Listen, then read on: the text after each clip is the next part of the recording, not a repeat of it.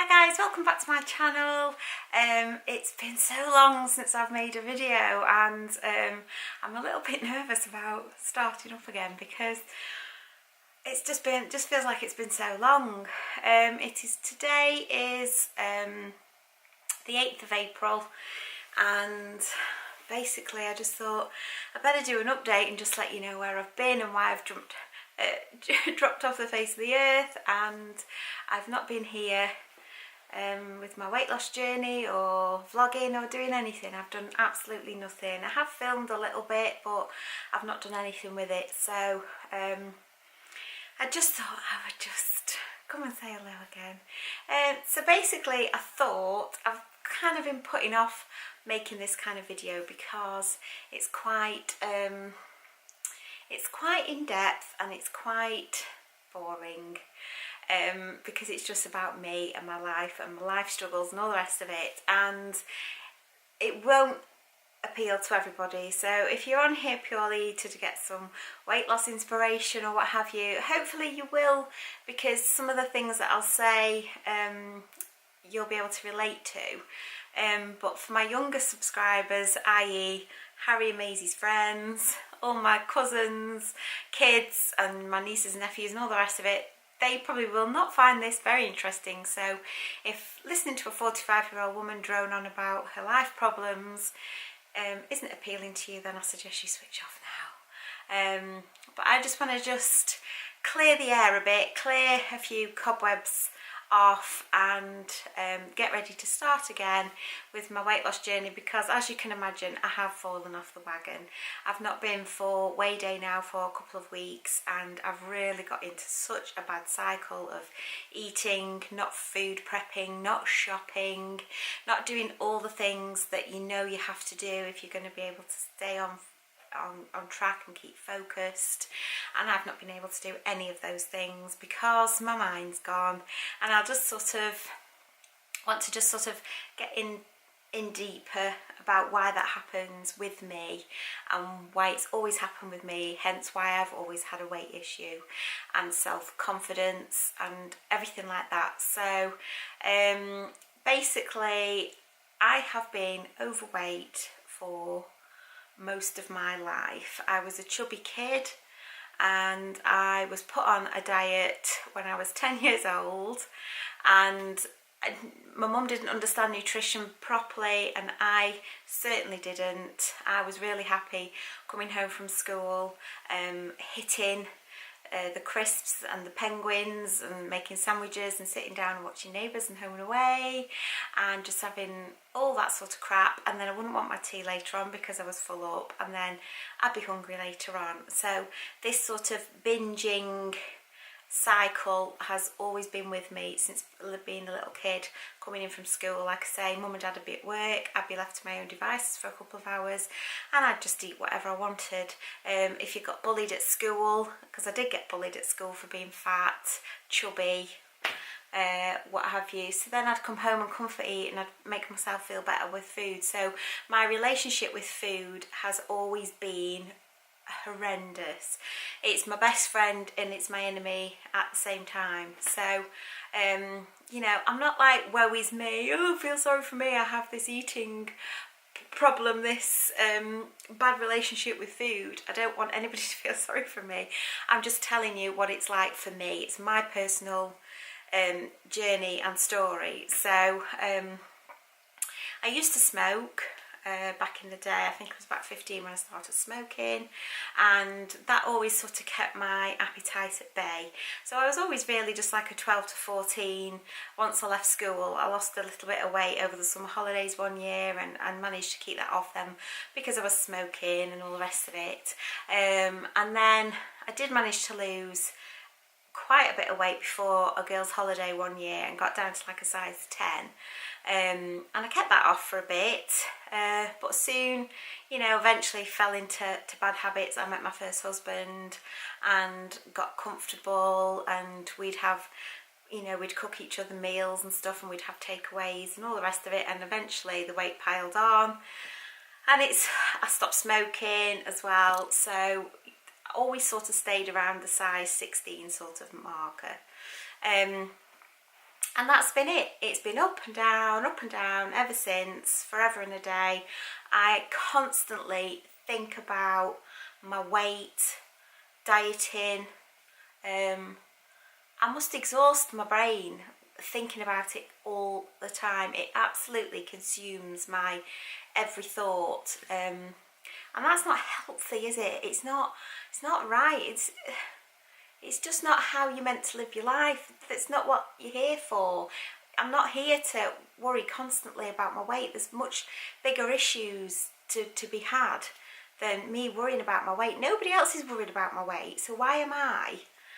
And I'm 45 and it's not getting any better. You know, I've always had really low self-confidence, self-esteem, always worried so much what other people thought of me, and always been a people pleaser. If I kept everybody happy and laughing, and you know, people might not notice my weight or they might not comment on my weight. That was always a thing at school. If I could keep everybody laughing and, you know, be everybody's friend, then maybe nobody would tease me about my weight for, you know, and I'd get away with it that day. And so yeah, it's not good. It really isn't good, and I worry that I pass that down to my daughter, because I don't want to put my crap onto her. She's going to have her own story and her own journey and her own worries and woes in life, so she doesn't need mine on top of that. So that worries me as well. So basically where we're at now is, I mentioned in my introduction video that I've been poorly. I'm just going to touch really quickly on that. If you want to know more about that in another video, I'll happily go into a bit more detail, but I just don't want to drone on about it. And also, I'm not making excuses for myself. I'm just telling you how my brain ticks, how I work, and why I struggle personally with my weight and my issues. So basically, about 7 years ago in June, out of nowhere I had a stroke, caused by a blood clot. So they call it a venous sinus thrombosis, and basically I got a blood clot right down the middle of my brain, and it affected both sides of my brain, and I had symptoms on both sides. So I had the whole face dragging down on one side, and then it disappeared, and then things came on the other side. My speech went, I couldn't use that side of my mouth to try and talk, and that was that. And luckily enough, I got myself off to the hospital. I received amazing treatment and care and made a 99% recovery, and was told I wouldn't have any more issues for the rest of my life. I got as much chance of it happening again as anybody else, and to go off and live my life and don't worry about it. So I was on warfarin, which is a blood thinner, which stops your blood from clotting, and I was on that for 6 months, and then eventually I had all the checks and they said, no, you're fine, you're good to go, off you trot and away you go. And so that's what I did. And it was always at the back of your mind, but at the end of the day, I'm one of these people that I really do just get on with it. I don't try and I do get low mood sometimes, and I do get fed up, and I do think, you know, but then I brush myself down and I get on with it, and I've done that my whole life. And you've just got to get on with life, haven't you? You can't not. And I had 2 small children and a business to run at the time, so I had no choice. There was no going to bed for a month feeling sorry for myself. I had to get myself better and get on with life, and that's exactly what I did. But always kept a few little checklist things at the back of my mind, you know, and that was that, and everything was fine for a long time. Like I say, 7 years, well, about 6.5 years, and then it happened again at the end of November. I'd started probably in August with some vision problems. I wear reading glasses, and that's it. My vision's fine apart from that. So I was getting blurred vision and losing my balance a little bit at times and things like that. And then so I had my eyes tested, and I just got some new reading glasses and just thought, great, well, that's that. My eyes were fine. They'd x-rayed my eyes. That was that a problem. And then come the end of November, I started again with really, really severe headaches. Headaches that, if even putting your head on a pillow, the back of my eyes, my neck hurt, just everything. I felt sick, just like the severest migraine you can imagine. Got myself off to the hospital straight away, and they scanned me and they confirmed that I'd got a bigger clot formed again in a similar sort of position, so in the middle again, and so that was that. So I can't say this word, okay, so don't shout at me. Anticoagulant.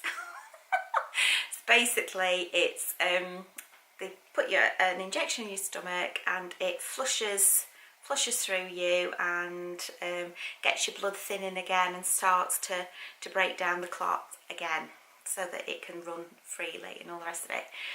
So that was great. Such a relief. Once I had that done, I knew I was all right, I was going to be okay. And that was that. And I had like a 10-day stay in hospital and back on the warfarin, and which is an anticoagulant, blood thinner. I'll just call it a blood thinner. So yeah, so back on them for life, no problem. Went home, like I said on the introductory video, had a month at home, put loads of weight on, and struggled to get it off ever since. And then basically as well, let me just quickly explain, your blood levels for a normal person are around 1. So if you were to have your blood tested, it'd come up on a score of an INR score of 1, thereabouts, because that's what a normal person's blood can run at and it has no problems. Mine, because it must be thicker and it's prone to clotting, has to be between 2 and 3. The 3 is thinner and 2 is medium, if you like. So you've got 1 at thick, if you can just sort of describe, think of it as a mental picture. 2's at medium and 3's really thin. So I need to keep my blood between 2 and 3. And after Christmas, I was doing so well with my dieting. I'd lost £5, I think, the first week, and I was really going for it. And then my bloods dropped down to 1.4, and with that I started to feel the headaches again, lethargic, really tired, low mood, really fed up. So I knew something had happened again. I got tested again, obviously. My INR got tested, and yeah, it had dropped again. So I had to go back on the injections. Dave had to give me the injections in my stomach. I mean, lots of people are on this.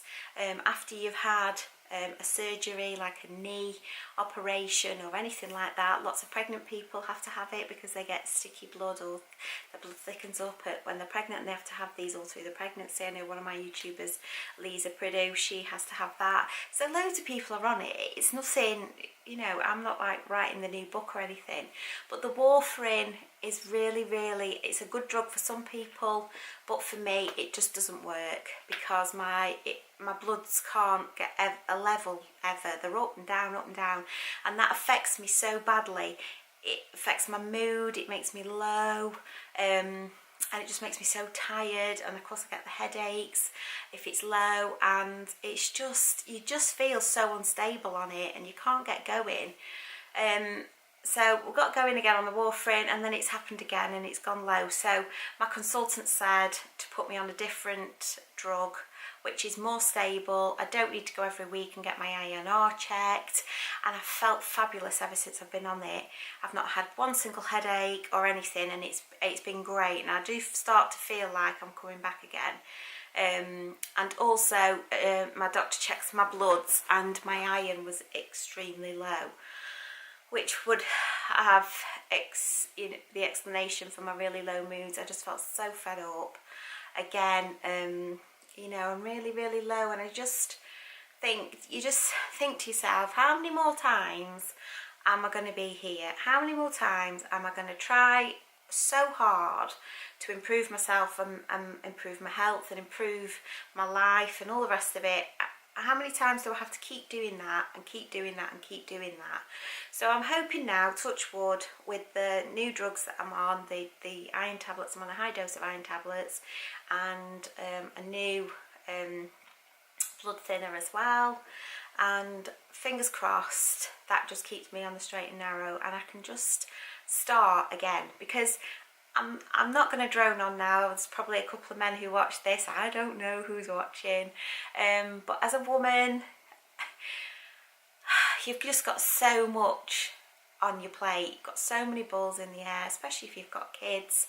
You've got jobs, you've got a home, you've got kids, you've got relationship, and then you've got your weight. And I'm sorry, but anybody who has to really work at their weight and their weight loss and the maintenance and all the rest of it has to give it 100% all the time, and it just takes up such a lot of your time. It really does.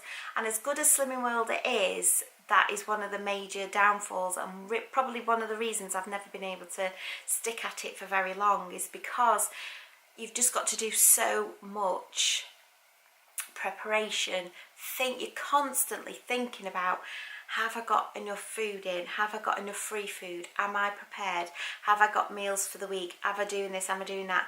And don't get me wrong, it's the same on Weight Watchers. You do have to plan ahead a little bit, but you can just get away with that little bit less prep, I think, on Weight Watchers, even though you do have to weigh and measure things. Once you're in the sort of cycle of weighing and measuring, it just becomes second nature, and it's a 2-second job at the end of the day.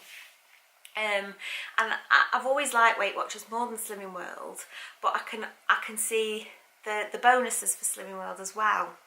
So I'm really kind of stuck now, because I feel like I'm coming back to life again and wanting to do stuff again and finding the energy to make my videos again, because I'll tell you, they take up a lot of time.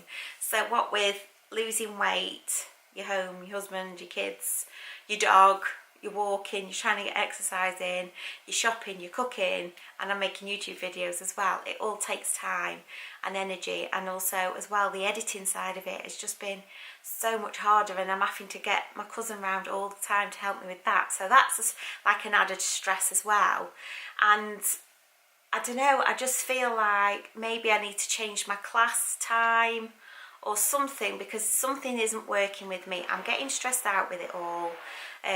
My Tuesday class, I finish work bang on 3:30. I have to leg it up to the place where the class is, and then it's 2 hours, and I'm sat there the whole time. I'm sat there, I'm thinking, I should be at home now getting tea on, or I need to go to the supermarket, I need to get that. So I'm not switching off, and I'm not enjoying the class part of it as much as I always used to. So I'm thinking maybe I switch to a different day, maybe go to a different town and do it rather than the Tuesday class in my own hometown, because I don't know, something's not quite, it's not flowing properly for me where I can get into a routine with it and it becomes second nature. I'm not fighting against it, because if you're fighting against it, then you're never going to win. You're always going to cave in, and you're always going to say, oh God, I just can't bother today, I'm going to have a takeaway, or should we just have this for tea, or should we just have that for tea? And you're just not going to do it. So I really do need to rework something. Something's got to give, because the way I've been flying around trying to do it all isn't working. So it's not me making excuses. I've got an illness, I can't do it because I've got an illness. I'm not saying that at all. And we're all tired, and we're all running around, and some of us manage to do it and some of us don't, and we all have those moments where you're really in the groove and you're doing it and you think, oh yeah, I can do this, it's dead easy. And there's other times when, like me at the moment, you just feel like you're wading through mud, and it's so frustrating. You just want to scream, because now as well I'm in that position where I've not been to class for a couple of weeks. I know I've piled a good £7 on at least, even if I'm not back to where my starting weight. And to go back to class and face up to that and say I'm back to square one, it's really daunting. But if I don't do it, then I'm just going to spiral further. And summer's coming closer, and I've got a lovely holiday planned in July, and my niece has just got engaged, and you know, you just want to, I just don't want to feel like this anymore. So I've made a little list of things. I'm just going to quickly make sure I've gone through them all, because I think this is probably going to be one of my longest videos ever. Oh, excuse me one sec. There we go. So I've done my health, I've done my low mood, because when that hits low mood, it is quite a big one, isn't it? When you're feeling down and you're feeling fed up, that's a killer, that is. So hopefully my low mood is rising. Yeah, my reasons, not excuses, they are reasons, legitimate reasons, and we all have them, and we shouldn't feel bad about that either. I beat myself up over everything all the time, and you can't do that. I can't live my life like that. I've got to stop it. Got to stop it. Okay, so I think I've done it all. I think I've done everything on my list. My only other issue is, do I go back to Weight Watchers, WW, or do I bite the bullet and go back to Slimming World and give that one more go? I don't know. We'll have to see. Hopefully I'm going to be able to figure it out and sort it out and get back on a losing streak again. I think I'm going to treat myself to a new pair of trainers as well, and get out and start walking a bit more as well. Stop beating myself up about everything all the time. We're all human. We all have our ups and downs, but I know I do feel so much better when I have got things under control a little bit. So yeah, I hope I've not bummed anybody out too much and waffled on, and I probably won't even download this, but I just thought I needed to just come on and just let everybody know that you know, even the most positive people, I think, have downtime, and you've just got to keep picking yourself up, and that is what I'm good at. I am very good at picking myself up, brushing myself down, and just starting again and cracking on again. I'm the best at that because I fall down a lot because I'm human. And yeah, I think as well, you're so busy, aren't you, looking after everybody else. You know, I've got I've got both elderly parents, but my mum's on her own, and 2 kids, one of which is just doing his GCSEs at the moment. My husband's been poorly recently as well, which has been another knock. That was all of last week out the window because he's been really poorly. We ended up in hospital one night with him as well, so we just lived in the tuck shop for a week, which doesn't help anybody, and then takeaways all weekend. So have we finished now? Can I start again now? So I need to get Harry through his GCSEs. My mum's just had a 70th birthday party, tick tick tick, and I need to get off my backside and start doing some walking and start getting serious about this whole weight loss and get it gone, get it done, and enjoy the summer, I think. So I really do hope I've not peed anybody off or bummed anybody out too much. Please, if you do have similar issues as me, where you just feel like you're wading through mud sometimes and the first thing to go is the diet, then put something in the comments below just to make me feel like I'm not on my own and I'm not a complete freak of nature. Please subscribe if you're not subscribed already, although why you'd want to subscribe to me when I'm so happy, I just do not know. But if you do fancy watching a normal person with real battles of weight loss, then I'm your girl. So subscribe and hit the little bell, because hopefully I'll be able to start uploading a little bit more often now. And yeah, follow me on Instagram at Julie Drabble. Is it Julie.Drabble? Something like that anyway. And hopefully I'll be back again with a more uplifting video, and take care, and I'll see you soon. Bye.